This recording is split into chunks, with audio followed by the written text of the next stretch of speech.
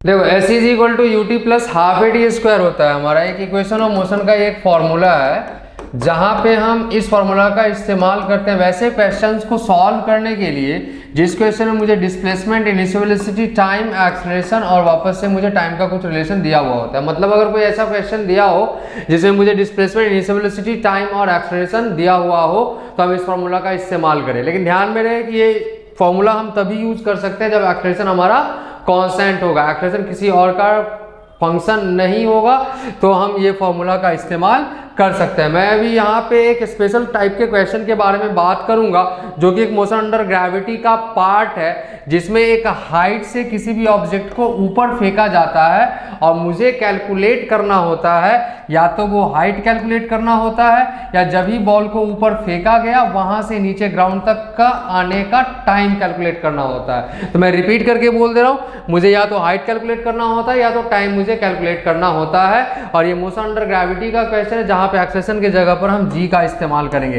तो मैं एक बहुत ही स्पेशल टिप्स या ट्रिक्स के बारे में बात करूंगा जिसमें हम इस फॉर्मूला को यूज करेंगे और करने के बाद हम इस क्वेश्चन को या इस टाइप के क्वेश्चन को इजीली सॉल्व कर सकते हैं। क्वेश्चन का कंडीशन क्या होगा कि एक हाइट पर एक बॉल रखा हुआ है, उस बॉल को ऊपर फेंका गया है और बॉल को ऊपर जाकर नीचे ग्राउंड तक आने में कितना टाइम लगेगा वो टाइम कैलकुलेट करना होगा, या फिर मुझे ये हाइट कैलकुलेट करना होगा ग्राउंड से जहां से बॉल को ऊपर फेंका गया है। इस टाइप का क्वेश्चन इस बार पूछा गया था, नीट 2023 में ये पूछा गया था, साथ में कुछ एग्जाम हुआ है उसमें। तो चलो डिस्कस करते हैं कि कैसे हम इस क्वेश्चन को सॉल्व कर सकते हैं। सबसे पहले मैं कंडीशन बता दूं कि ऐसा सिचुएशन हो जब बॉल को ऊपर फेंका जाए और डिस्प्लेसमेंट बॉल का मुझे नीचे हो। अगर एक्चुअल में हम इस क्वेश्चन को देखेंगे तो मुझे इस डिस्प्लेसमेंट का टाइम मांगा जा रहा है, वो टाइम मुझे यहां से यहां तक आने में जो लगता है वो टाइम निकल कर आता है, तो मुझे एक्चुअल में इसी डिस्प्लेसमेंट का टाइम मांगा जा रहा है। तो अगर ऐसा कभी सिचुएशन हो कि इनिशियल वेलोसिटी अपोजिट हो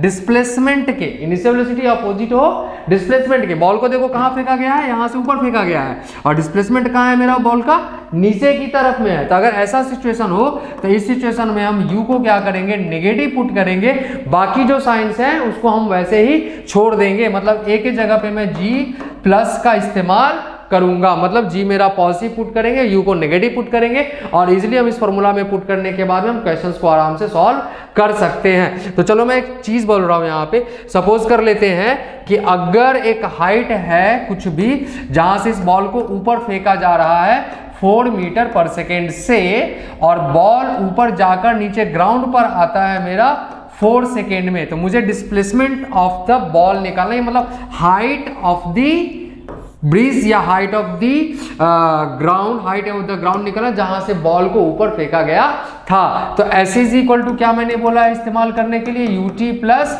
हाफ ए के जगह क्या आ जाएगा, जी आ जाएगा, हाफ जी टी स्क्वायर में पुट करूंगा। अच्छा एस की वैल्यू ही मुझे कैलकुलेट करनी, मैंने क्या कहा यू को क्या करो नेगेटिव पुट करो क्योंकि वो डिस्प्लेसमेंट के अपोजिट है, तो मैं यू के जगह पे -4 पुट करूंगा। टाइम मुझे कितना लगा, ये टोटल टाइम पुट होगा मेरा 4 प्लस हाफ इंटू जी का वैल्यू मैं 10 रखूंगा और टी मेरा वापस से कितना है 4 का स्क्वायर, तो मुझे मिल जाता है height is equal to -16 plus half into 10 into कितना हो गया 60, जो भी आएगा मेरा 80, सॉल्व करें 80 माइनस 16 तो मुझे एस इज इक्वल टू हो जाएगा 64 मीटर। मतलब ये जो हाइट है मुझे क्या मिला है 64 मीटर मिला है। तो अगर ऐसा ही कोई क्वेश्चन रहे और इनिशियल वेलोसिटी डिस्प्लेसमेंट के अपोजिट रहे तो u को नेगेटिव पुट कर देंगे और g को पॉजिटिव पुट कर देंगे, हमारा काम हो जाएगा। मैं इस टाइप का और एक क्वेश्चन दे देता हूं प्रैक्टिस करने के लिए, इक्वेशंस क्वाड्रेटिक में आएगा, सॉल्व करोगे आराम से निकल कर आ जाएगा आंसर तुम्हारा, ठीक है। तो एक हाइट पर मान लेते हैं कि कोई बैलून रखा है, अब वो बैलून क्या हो रहा है ऊपर चल रहा है, उस बैलून में क्या है कोई बच्चा मतलब मान लेते बैठा हुआ है, किसी टॉय को क्या कर दिया, किसी बॉल को क्या कर दिया वो छोड़ दिया, मतलब ड्रॉप कर दिया। मतलब मैं सिंपल बोल रहा हूँ क्या कि एक बैलून ऊपर जा रहा है, उस बैलून के अंदर कोई बच्चा बैठा है, उसने अपने हाथ से क्या कर दिया बॉल को छोड़ दिया, ड्रॉप कर दिया। ये हाइट मान लेते हैं मेरा क्या था h मुझे दिया हुआ था। तो बॉल को नीचे आने में मतलब ग्राउंड पे आने में कितना टाइम लगेगा वो मुझे कैलकुलेट करना है। तो चलो h की वैल्यू मैं यहाँ पर दे देता हूँ 100 मीटर, बैलून जिस रफ्तार से ऊपर जा रहा है मैं उसको मान लेता हूँ 10 मीटर पर सेकेंड। और इसी समय में जब वो बैलून हमारा 100 मीटर के हाइट पे था तब एक बॉल को क्या कर दिया गया छोड़ दिया गया, मतलब ड्रॉप कर दिया गया, तो नीचे आने का टाइम मुझे कितना लगेगा। तो बिल्कुल इसलिए हम इस क्वेश्चन को सॉल्व कर सकते हैं। तो वही फॉर्मूला मुझे यूज करना है, S is equal to u t plus half g t square. मैं यू के जगह पर क्या पुट करूंगा, तो देखो इनिशियल वेलोसिटी बैलून का क्या है, ऊपर की तरफ में। जब बैलून से जब बॉल को छोड़ा गया ना, तो बैलून ऊपर जा रही थी, मतलब बॉल भी कह रहा बैलून के साथ ऊपर जा रहा था, मतलब बॉल का भी रफ्तार ऊपर की तरफ था। कितना था, 10 मीटर पर सेकंड। मुझे बैलून से मतलब नहीं है, मुझे किससे मतलब है, बॉल से मतलब है। अच्छा, बॉल को नीचे गिरने का टाइम मांगा गया है ना, तो बॉल का जो स्पीड होगा इनिशियल वो कितना होगा, 10 मीटर पर सेकंड, लेकिन है अपोजिट, ऊपर की तरफ में है। तो मैं आराम से पुट कर सकता हूं, एस के जगह पे कितना पुट कर दो, 100 मीटर पुट कर दो, यू के जगह पे कितना -10। चलो यूनिट हटा के काम करते हैं, क्योंकि सभी यूनिट यहाँ पे ऐसे सिस्टम में हैं। तो -10 हो गया। टी मुझे कैलकुलेट करना है, प्लस हाफ, जी के जगह पर 10 यूज करो, टी स्क्वायर, टी के जगह पर हम क्या यूज करेंगे, टी है, क्योंकि टी मुझे कैलकुलेट करना है, राइट। चलिए, तो बढ़िया है। अभी तो हो जाएगा हमारा, यहाँ पे काट दो इसको, तो 5 हो गया। तो ये क्वाड्रेटिक फॉर्म का इक्वेशन है, जहां पे है 5t स्क्वायर -10t, 100 मेरा ऊपर चला जाएगा, तो -100 इज इक्वल टू 0। 5 कॉमन लेकर के काट सकते हैं, तो t square -2t -20 is equal to कितना हो गया, 0। अब देखो ये जो इक्वेशन है, कैसा इक्वेशन है, क्वाड्रेटिक इक्वेशन है, ठीक है। तो क्वाड्रेटिक इक्वेशन है, तो इसको सॉल्व करने के लिए भी हम क्या करेंगे, सीधा चारे का एक मेथड था ना, -b plus minus b square -4ac divided by 2a। जहां पे स्क्वायर वाले टर्म के साथ जो कोई चिपका रहता है तो हम उसको a कहते हैं। तो टी स्क्वायर के साथ में कौन चिपका है, a चिपका है, मतलब कितना है 1। तो a का वैल्यू कितना हो जाएगा, मुझे 1 हो जाएगा। अच्छा, b का वैल्यू जो सिंगल टर्म रहता है, मतलब पावर जिसका 1 रहता है, उसके साथ जो चिपका रहता है वो b का वैल्यू होता है। तो t के साथ कौन है, -2, तो b का वैल्यू हो गया तुम्हारा -2। और जो बाकी बच गया उसको साइन के साथ उठा लो, तो c का वैल्यू हो गया तुम्हारा -20। चलिए इन सारी वैल्यूज को हम यहाँ पे पुट करते हैं, तो -b का मतलब -2 हो जाएगा, ये कट के कितना माइनस प्लस हो गया, तो 2 हो जाएगा, प्लस माइनस √b स्क्वायर -2 का स्क्वायर 4 -4 a के जगह 1 है, और c के जगह कितना है -20 डिवाइडेड बाय 2a, 2 × 1 मतलब 2 आ गया। आगे अगर हम इसको सॉल्व करते हैं तो 2 + -4 + 80 डिवाइडेड बाय 2 आ जाएगा।